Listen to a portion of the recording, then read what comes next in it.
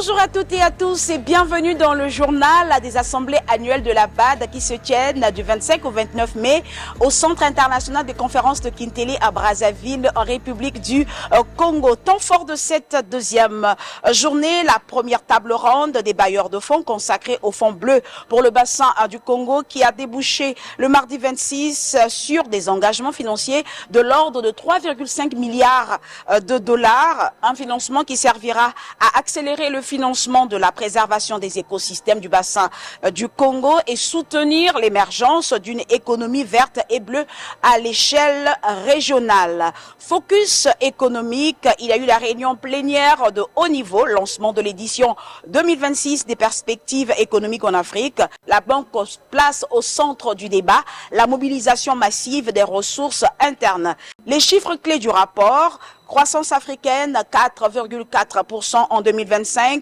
contre 3,5% en 2024.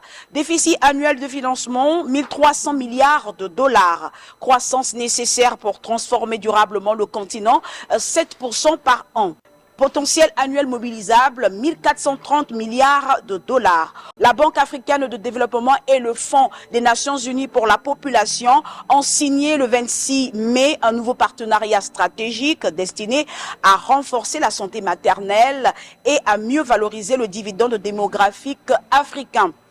Alors, la deuxième journée s'est terminée par des distinctions, notamment des cadres de la BAD décorés par le Congo. Le président Denis Sassou Nguesso a élevé à titre exceptionnel plusieurs responsables de la Banque africaine de développement dans l'ordre du mérite congolais. Et donc, le récap de la troisième journée avec Soraya Bakari. Bonjour. Bonjour Dominique.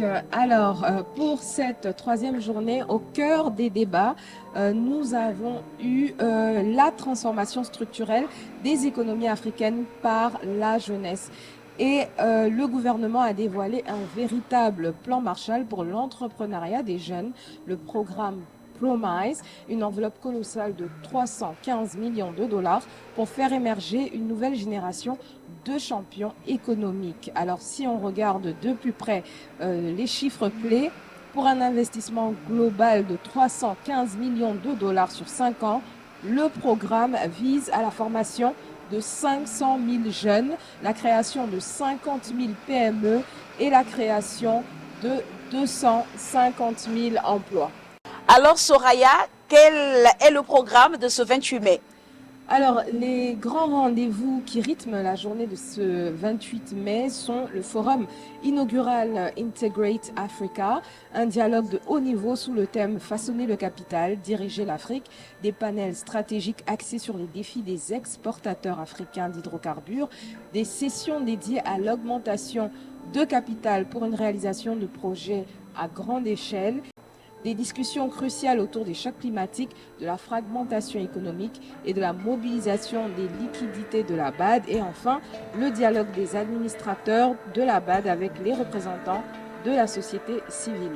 Merci beaucoup Soraya. Merci également à vous pour la fidélité renouvelée à Financial Afrique. Restez connectés pour vivre encore les temps forts de la suite de ces assemblées annuelles de la BAD.